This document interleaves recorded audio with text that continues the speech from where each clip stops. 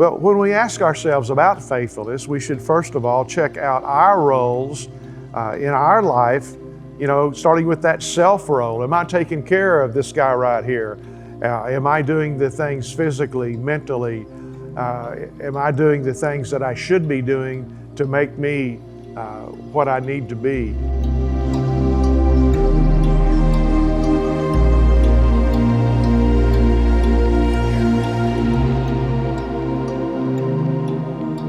Well, hello everyone. Good to see you today. Yes, well, at least good to be seen, right? Okay. Dan Boone here with Let's Talk About It Tomorrow. And we always take this opportunity of the podcast to give a lot of folks an opportunity to listen to some things that we're sharing, and hopefully it'll help you clarify some things for you. Most of all, this to kind of stimulate you to hold some thinking, what Peter wrote in one of his epistles. If we can do that, well, we've done our job. We consider you a friend if you're listening, and we would like to have you give us comments, likes, whatever you feel like. Let us know. Give us a call if you're on the, if you see this podcast on YouTube, or if you see it on our website, or if you see it on one of the many other ways that you can possibly get your podcast. Go ahead and check our phone number out there, and also you can come see us too, like Sunday mornings, 10 o'clock, 6800 North Bryant, Oklahoma City, US of A. Okay, let's get on with it. Have a question for you today. Are we good stewards? A steward is somebody who conscientiously cares for the things that have been placed in their authority. And it has to do with faithfulness. Faithfulness has to do with consistency. In other words, we do the right things on a continual basis. It involves discipline. It involves a lot of other traits that we all need to exercise in our lives. But my question today is, as we look at quite a few different areas of the world within us and around us, are you a good steward? Are you faithful to what you have control over, or what you can have control over, or input, or experience some leadership involved in it, which means that you have influence?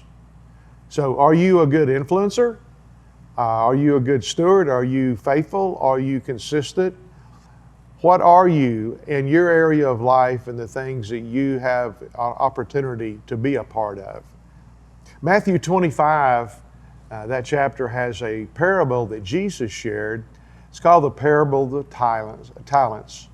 And basically he gave one person 5 talents, which is a form of money, but we could look at it as a form of money, or a form of the gifts that are innate in us, or the things that we've learned, our experiences that we can put together.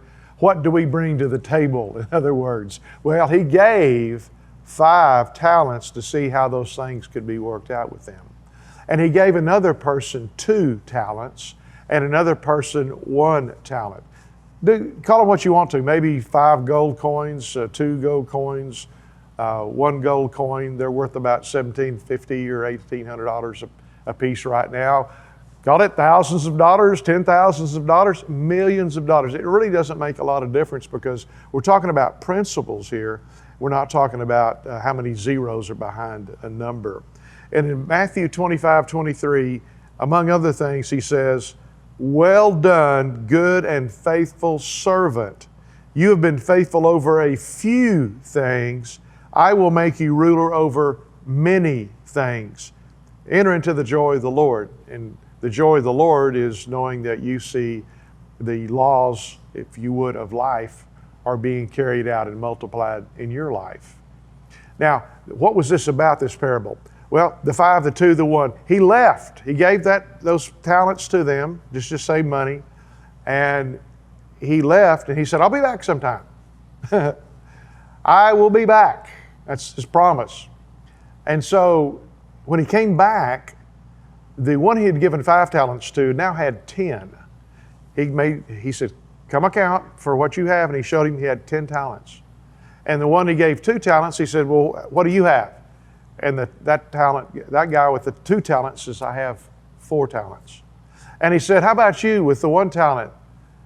And the guy goes, well, you see, boss, I was afraid that you would not like it if I lost it, or if I didn't do the right thing. So I went and buried it, and here's your talent. And Jesus said, or the guy in the parable said, you know, you could have took that to the bank and they would have given you interest on it. That's the least you could have done, rather than go dig a hole, put it in a hanky, drop it in there, fill it up, and then dig it out years later. That doesn't do any good. But now again, what did he say to the guy? Well done, good and faithful servant. Good and faithful servant. You've been faithful over a few things. I will make you ruler over many things. He said that to the guy who had 5, who made 5 more, which made 10. He also said the exact same words to the guy who had 2 and made 2 more, doubled his to 4. Now, that's important that we understand, because Jesus is talking about he gave these people a claim because they had done what? They doubled what they had after these years that passed. And the other guy did nothing. He squandered it. He wasn't real nice to that guy. He says, get out of here. I don't want to even see you again. And a few other good little words he passed on to that guy about his lack of faithfulness. Well, all of us have been given an opportunity to be faithful. God only expects us to be faithful over what He's given us to be take opportunity with. In other words, the 5, the 2 is a great example of that. It doesn't make any difference if you have an IQ that's off the chart, or if you have a below average IQ, you still have talents, you still have abilities, you still have gifts that you can share with other people. You may have to stir yourself up a little bit to find out what they are, but they are there if they're resident or if you're performing them right now. And a lot of us are performing some of our talents, but we're really not taking them to the fullest. So that's what we're going to talk about, and we're going to share in a few different areas. I've done some life coaching over the past years. In fact, spent my whole life doing that, basically, even before there was such a thing as a life coach, because I've always tried to help people build their lives no matter what I was doing. So we want to take into consideration from those of us that have learned some things and put them to practice with you. You're the judge of you, so you take whatever I'm saying today, whatever I'm suggesting, or whatever you may hear the Holy Spirit say to you, and do what you will with it. But remember, you've got an opportunity listening to this and maybe picking up something that you never thought about before, or something maybe it's a confirmation to you, okay? But remember that faithfulness is a law that works. Stewardship is a law that works. And it has to do with the fact that the laws of life eventually come to the surface. You know, my wife, she went to be with Jesus a couple of years ago, and she basically had based her life, and really as a result, we kind of based our marriage on faithfulness. If you're faithful over little, then God will make you ruler over much. And she would share that with people so many times. I thought, uh-oh, here it comes again. I've probably heard this, a gazillion times. But it was good because it was a heartfelt study that she had looked at and had accomplished in her life. And no matter what it was, if it was a financial thing, if it was something to do with our 2 boys or their children, or the things that we were doing with church, our businesses, because we started several businesses, we started a couple of churches, we started different things. So, you know, it's a way of life. When you get a hold of this, you know, you can make something out of it, because you're going to have the opportunity to be able to ride the wave, so to speak, with this law of life. Well, when we ask ourselves about faithfulness, we should first of all check out our roles in our life, you know, starting with that self role. Am I taking care of this guy right here? Am I doing the things physically, mentally? Am I doing the things that I should be doing to make me what I need to be? In other words, am I eating the proper food? Am I exercising? Am I reading materials? Am I being challenged? Do I attend a Bible preaching church? Is something I would strongly, did I say strongly yet? Yeah, strongly recommend. Reading the Bible, that's a good thought. Reading good books in your way of thinking or your lifestyle or your professional abilities, whatever it is with you, continually grow. My brother told me years ago, when you're green, you're growing. When you're ripe, you're dead. So I've kind of picked that up as a little model in my life, that I want to be continually growing. And that means my mind, spiritually, it means physically, it means every aspect of me. I cannot be everything I'm supposed to be unless I am what I'm supposed to be. Did you get that one? Okay. Okay, let's talk about that. Then there's other areas. We all have roles in life, O-R-O-L-E-S. For those of you that like rolls and butter, R-O-L-L-S. Okay, never mind. Moving right along. We have roles in our lives, and what are our roles? I have a role, for instance, I have a role to myself, but I have a role to the Lord. I have a role to the church that I pastor. I have a role to my education as a pastor and as a counsel person, as a coach, all of those different roles. I have a role educationally. I have a role as a grandparent. I have a role as a great-grandparent. So those are all things that are necessary. All of them are important. All of them need my time.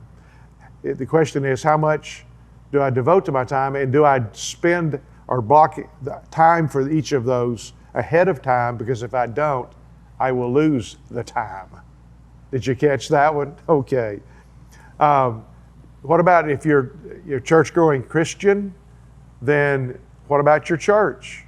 What can you do to help build your church?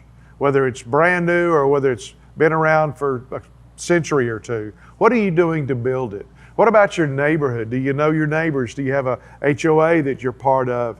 Do you attend the meetings that they have? Do you make your home be an example for the neighborhood? Because if you do, that brings everybody else up a notch or two. Or are you one that's kind of like, oh, no. What about our state, Oklahoma, where I am? You may be, in Canada or something. I don't know, but the state that you live in, the nation that you live in, those things are all important, and we all can have some kind of an input or influence on each of those roles and many more that you may be able to think of yourself. It's wonderful how this actually takes work in people's lives. I remember years ago, I was preaching a message in the church that I pastored at that particular time about stewardship and faithfulness.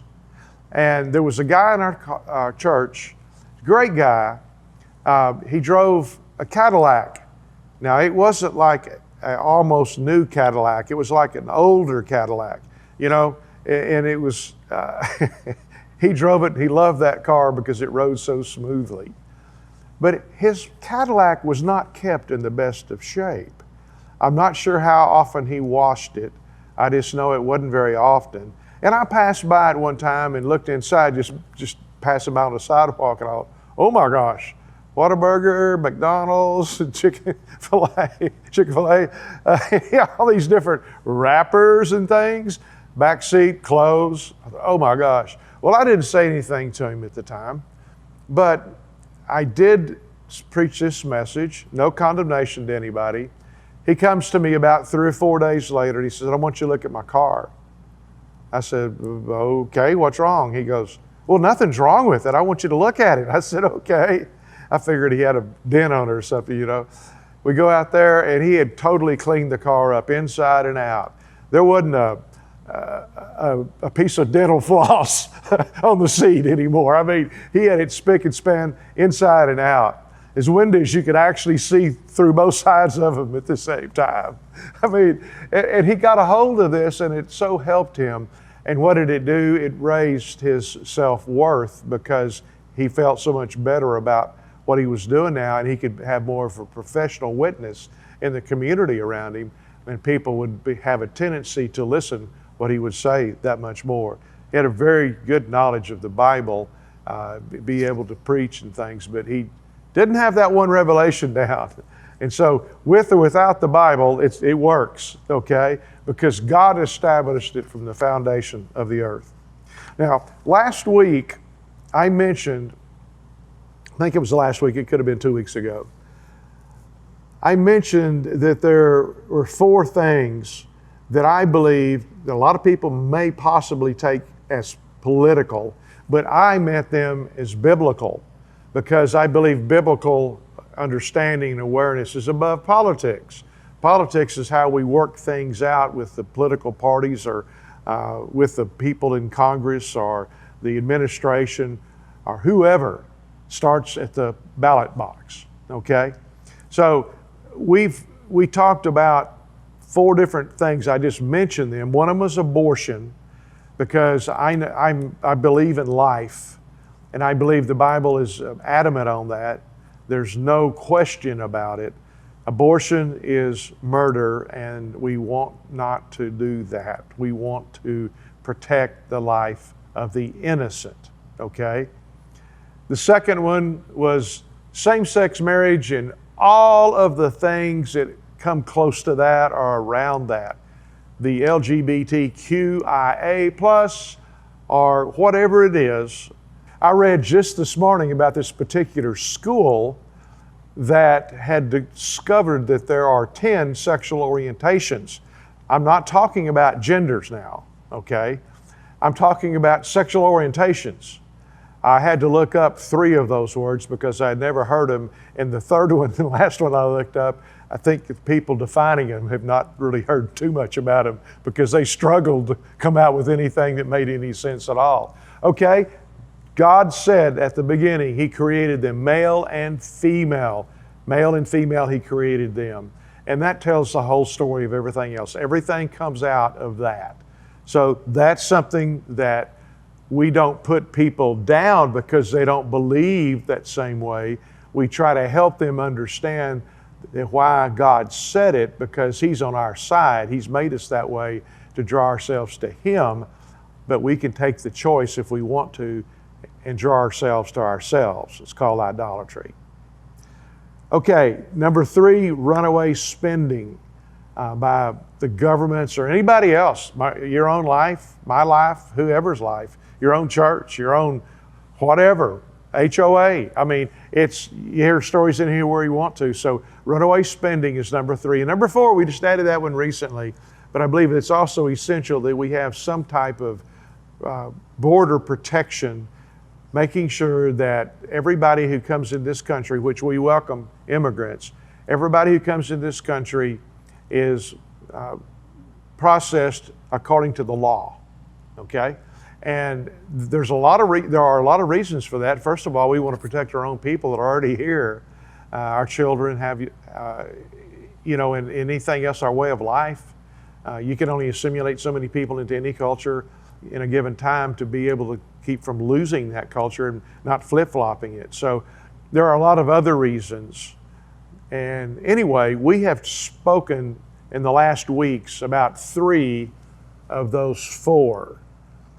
We have not talked about runaway spending, and I'm going to do that next week. I want you to be sure that you're with us for next week's podcast. I believe you're going to think of some things that'll come up out of that. Maybe we'll hear some things you haven't heard before. I'm not going to be hitting this from a political perspective. I'm going to be hitting this from a perspective of stewardship and faithfulness. And that's what we all want to do, because that brings forth multiplication. Until then, Pastor Dan Boone right here with Church of Tomorrow in Oklahoma City. Check us out on our website, churchoftomorrow.org or churchoftmrw.com, tmrw.com, Church of Tomorrow. And we love you, and we'll pray for you, and be sure and make your comment. Tell us what you think. Contact us if you need some help on anything at all. We will answer you back. God bless.